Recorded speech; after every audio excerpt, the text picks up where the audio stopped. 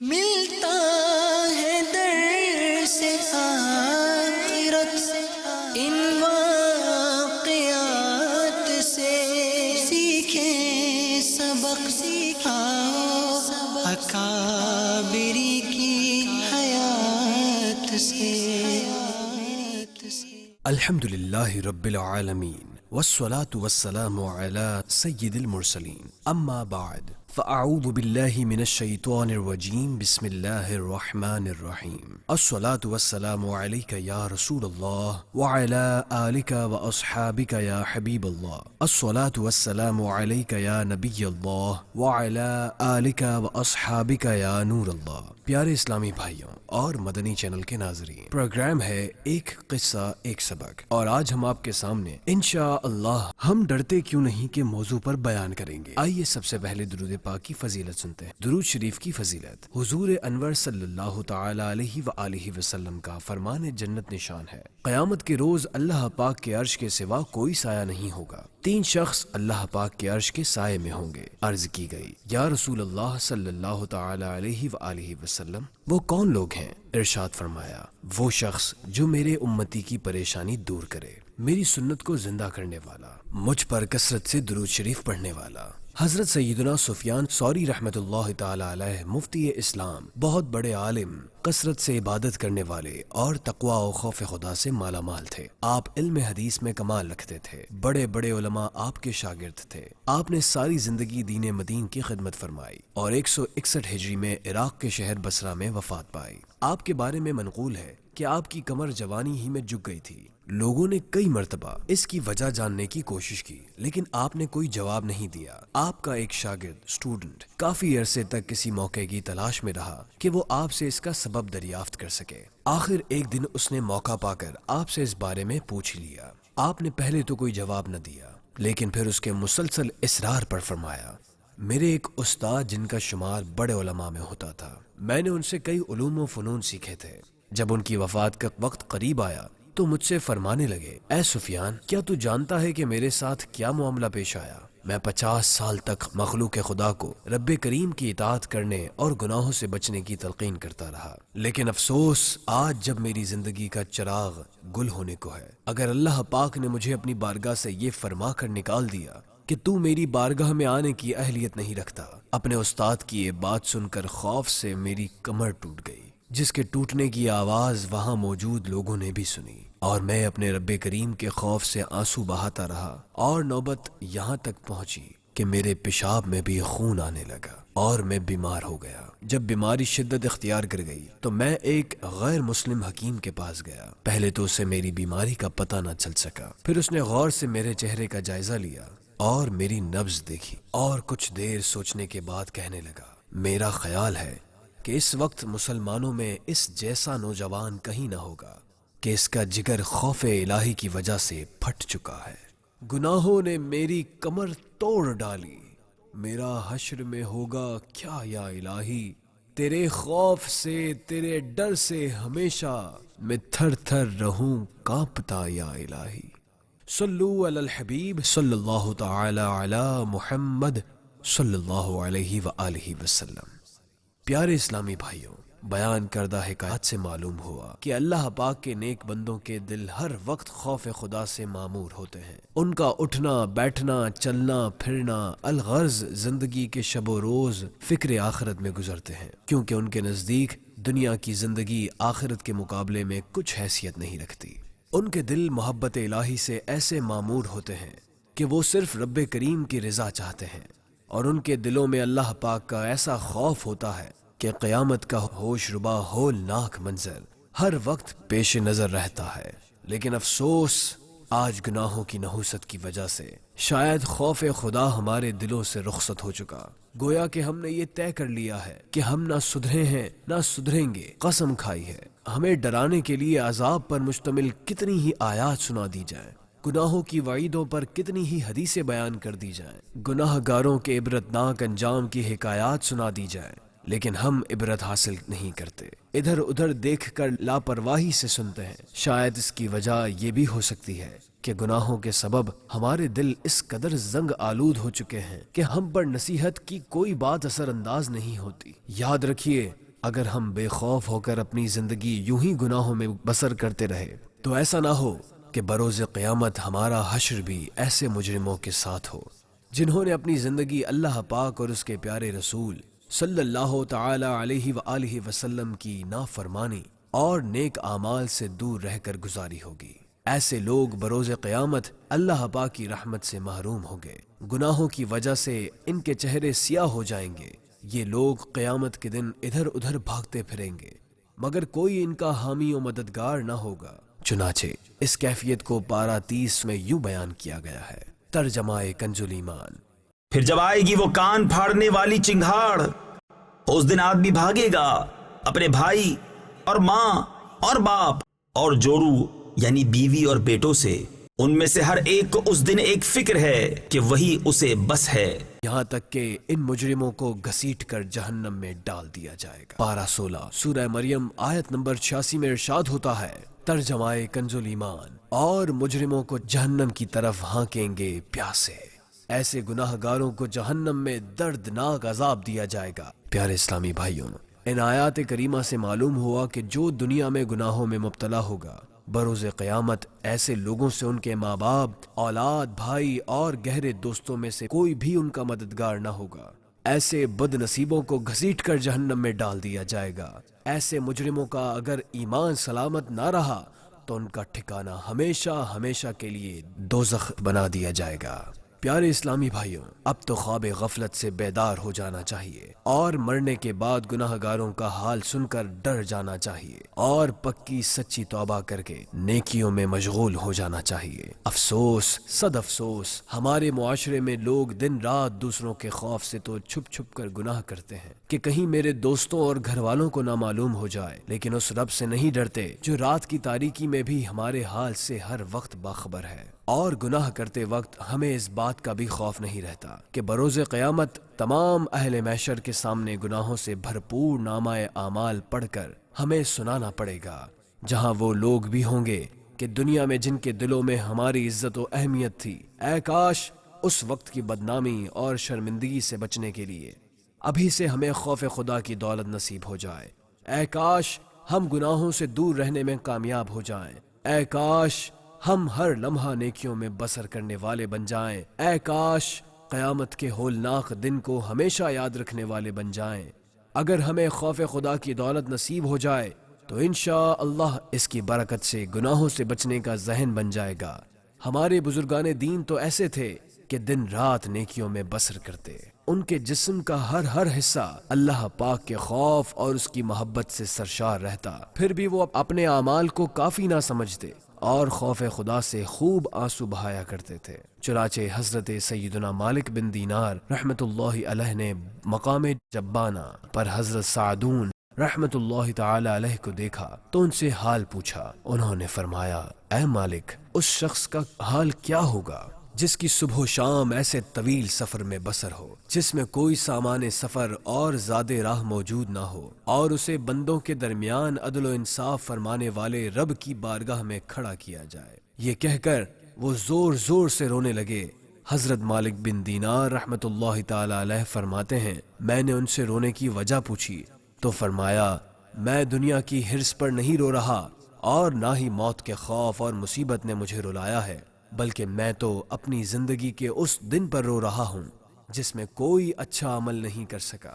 خدا کی قسم، مجھے تو زاد راہ کی کمی، کامیابی سے دوری اور دشوار گزار گھاٹی نے رلایا ہے۔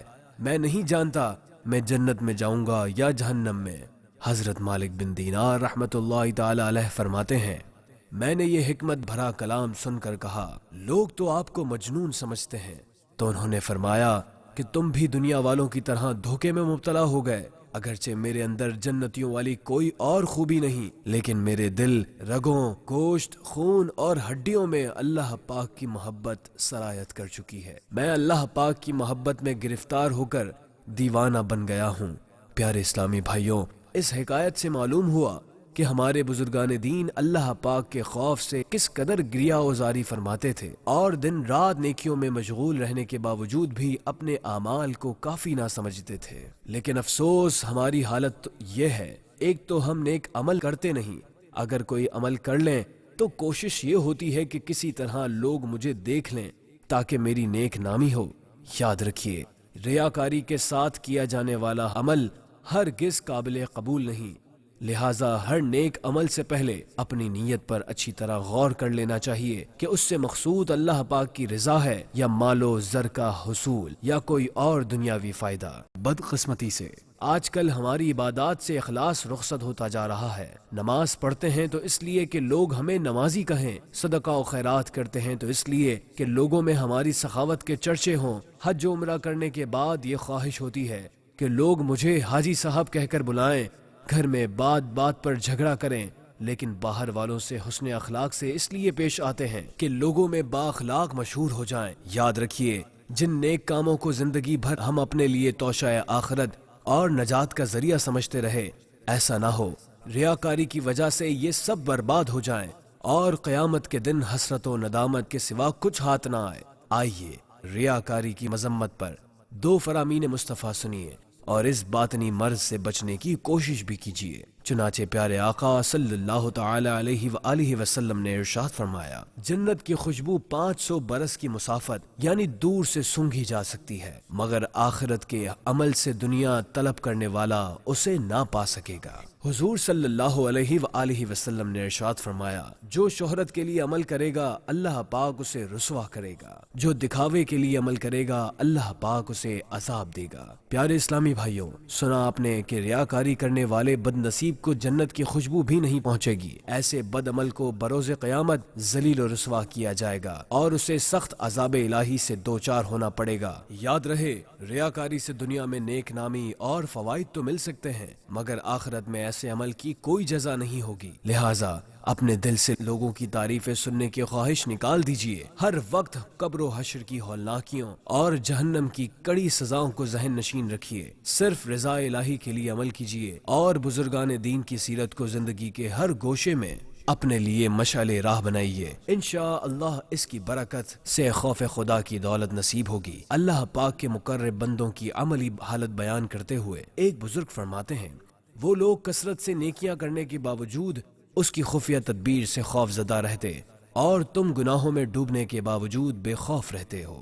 وہ مبارک ہستیاں نیکیوں کے باوجود رویا کرتی تھیں اور تم بیکار رہ کر بھی ہنستے ہو۔ وہ لوگ بیمار رہنے کے باوجود رات بھر عبادت کے لیے شب بیداری کرتے اور تم تندرست ہو کر بھی پڑے سوتے رہتے ہو۔ وہ درست راہ چلا کرتے اور تم غضب کی شاہراہوں پر دوڑتے چلے جا رہے ہو۔ صلو علی الحبیب صلی اللہ تعالی علی محمد صلی اللہ علیہ وسلم۔ پیارے اسلامی بھائیوں، واقعی آج ہماری عملی حالت بہت خراب ہو چکی ہے۔ خوف خدا ہمارے دلوں سے ختم ہو چکا ہے اور ہم اپنے بزرگوں کے طریقے سے بالکل دور ہوتے جا رہے ہیں۔ ایک 4 سالہ حقیقی مدنی منا سید زادہ سر بازار زارو قطار رو رہا تھا۔ کسی صاحب نے آل رسول کی خدمت کے جذبے سے سرشار ہو کر عرض کی، شہزادے کیا بات ہے، اگر کسی چیز کی ضرورت ہو تو حکم فرما دیجئے، میں ابھی حاضر کرتا ہوں۔ یہ سن کر مدنی منع کے رونے کی آواز اور بلند ہو گئی اور کہا، چچا جان، اللہ پاک کے غضب اور عذاب جہنم کے خوف سے دل بیٹھا جا رہا ہے۔ ان صاحب نے شفقت سے عرض کی، شہزادے آپ بہت ہی کم سن ہیں، ابھی سے اتنا خوف کیسا؟ اطمینان رکھیے، بچوں کو عذاب نہیں دیا جائے گا۔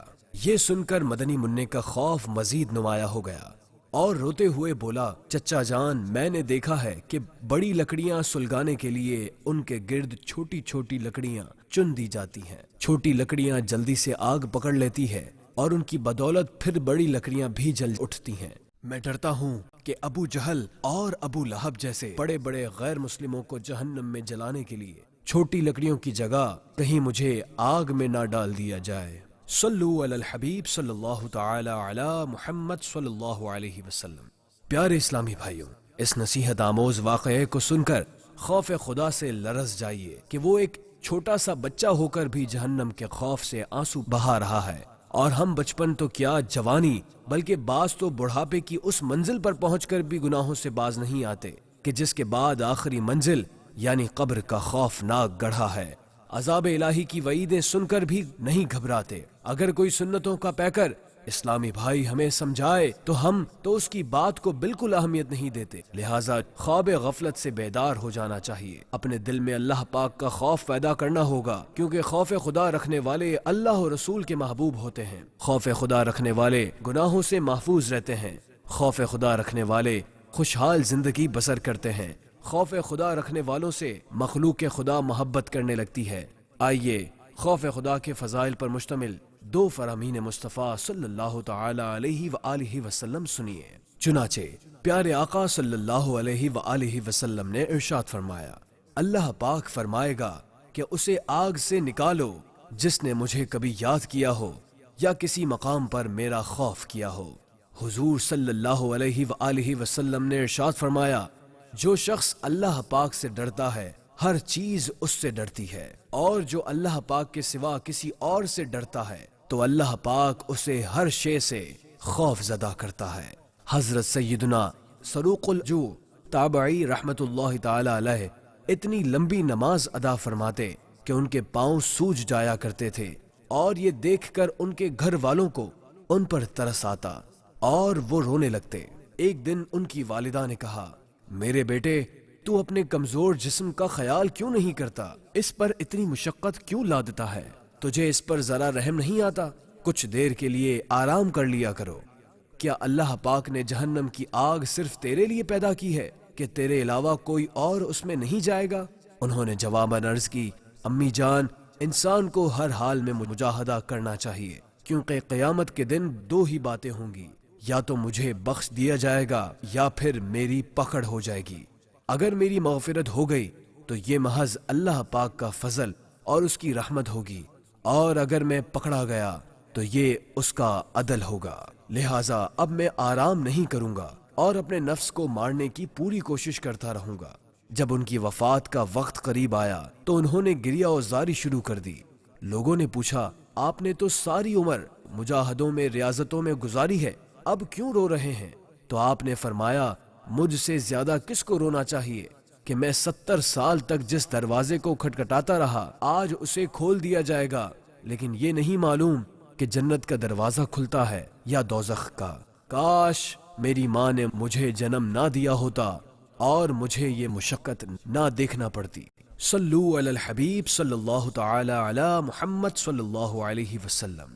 پیارے اسلامی بھائیوں، سنا آپ نے کہ ہمارے بزرگان دین کا طرز زندگی کس قدر شاندار ہوتا کہ یہ حضرات لمبی لمبی نمازیں پڑھنے کے باوجود خوف خدا اور خوف جہنم کے سبب کس قدر لرزاں رہتے، جبکہ ہم اپنے کردار کا جائزہ لیں تو شرم سے پانی پانی ہو جائیں تو کم ہے، کیونکہ ہمارا حال تو کچھ ایسا ہے کہ نیکیاں پلے نہیں، نمازوں، تلاوت قرآن اور مساجد وغیرہ میں دل نہیں لگتا، سنتوں پر عمل ہوتا نہیں، دوسروں کی اصلاح کے لیے تو کرتے ہیں لیکن اپنی اصلاح کی فکر نہیں، گناہوں اور فضول گوئی کی عادت اور برے دوستوں کی بیٹھکوں سے جان چھوٹتی نہیں، توبہ کی جانب دل مائل ہوتا نہیں، موت کی سختیاں، قبر و حشر اور جہنم کے عذابوں سے ڈر لگتا نہیں۔ الغرض ہماری حالت دن بدن بدترین ہوتی جا رہی ہے اور ہم گناہوں کے دلدل میں تیزی سے دھستے چلے جا رہے ہیں۔ اے کاش ہمیں گناہوں کی بیماری سے چھٹکارا مل جائے، اے کاش ہم ہر لمحہ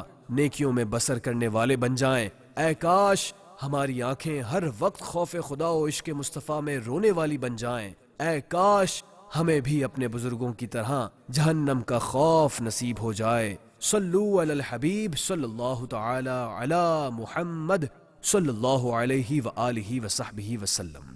پیارے اسلامی بھائیوں، آج کے پروگرام کا وقت اختتام کی طرف بڑھ رہا ہے۔ آئندہ ایک نئے واقعے اور سبق کے ساتھ حاضر ہوں گے، تب تک کے لیے اجازت دیجیے، اللہ حافظ۔ صلو علی الحبیب صلی اللہ تعالی علی محمد صلی اللہ علیہ وآلہ وصحبہ وسلم۔ ملتا ہے در سے آخرت ان واقعات سے، سیکھیں سبق سکھاؤ اکابری کی حیات سے۔